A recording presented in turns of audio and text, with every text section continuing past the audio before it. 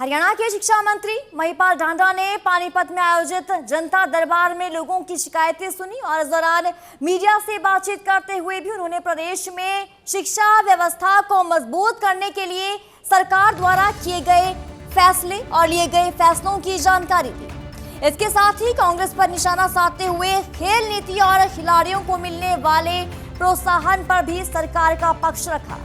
शिक्षा मंत्री ने ये कहा कि मुख्यमंत्री नाथ सिंह सैनी की अध्यक्षता में हुई शिक्षा विभाग की समीक्षा बैठक में शिक्षा की गुणवत्ता सुधारने, लंबित कार्यों को पूरा करने और स्कूलों में बुनियादी सुविधाएं बेहतर बनाने को लेकर विस्तृत चर्चा हुई है। आगे कहा कि सरकार ने स्कूलों में श्रमदान पीरियड शुरू करने का फैसला लिया है और इसके तहत बच्चों को स्वच्छता और सामाजिक जिम्मेदारी के प्रति जागरूक किया जाएगा।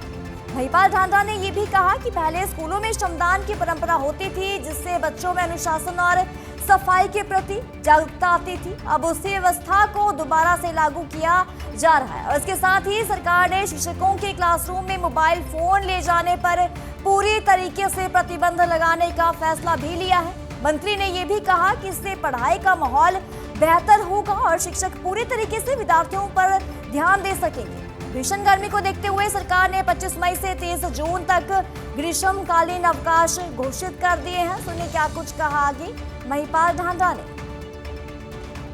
कल शिक्षा विभाग की बैठक माननीय मुख्यमंत्री जी ने समीक्षा बैठक ली है और समीक्षा बैठक में बहुत सारे वर्क डेवलपमेंट्स के काम थे और शिक्षा की गुणवत्ता पर बढ़ाने के लिए हम लोग क्या क्या करना चाहिए, कितने ऐसे पुराने काम हैं जो अभी तक पेंडिंग पड़े हुए थे, इन सब पर बहुत विस्तृत चर्चा हुई है। साथ में ही 2-3 डिसीजन भी लिए गए। उसमें पहला ये था कि भाई जो हमारे बच्चे हैं, पहले हम लोग भी स्कूल में जब जाते थे, पढ़ते थे, आप भी जाते थे, तो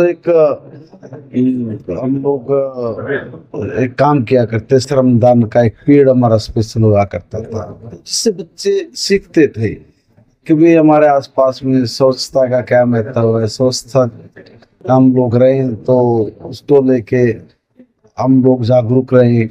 ये सब चीजें बच्चों की पढ़ाई के साथ साथ ये बड़ी जरूरी है, तो इसलिए श्रमदान का जो पेड़ है वो लगाने का एक फैसला हुआ है। दूसरा कि भाई हमारे जो स्कूल टीचर है वो आप क्लास में मोबाइल फोन लेकर नहीं जा सकते, उनको पूर्ण रूप से प्रतिबंध लगाया है।